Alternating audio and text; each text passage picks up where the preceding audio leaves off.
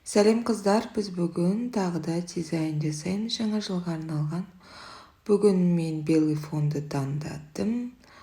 Енді кеттік, белый гель лакты кептіріп аламыз. Оның үстінен блескпен тонкий линия салып аламыз, кептіреміз.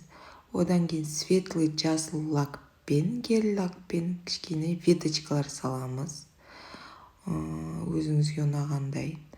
Одан кейін обязательно оны суштетіп аламыз.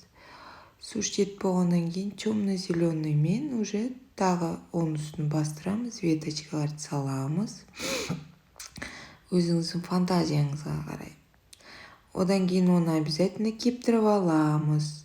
Одан кейін кішкене поярче болсын деп, насыщенный болсын деп, кішкене қара гель лакты қостым. Оны да кептіріп, сосын кейін паутинкамен украшать етіп бастадым. Блесктің үстін жан-жағын кішкене тонкий линиялар қостым.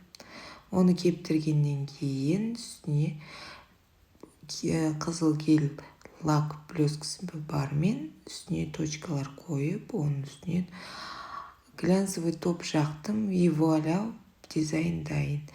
Ал мына дизайндар тура сол версиямен жасалған, сол методпен жасалған дизайн болып, тура осылай қайталай берсеңіздер болады.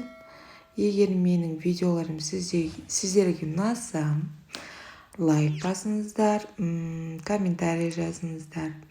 Мне будет очень приятно, буду стараться. Обязательно менің каналыма қосылып, лайк басуды ұмытпаңыздар. Подпишитесь.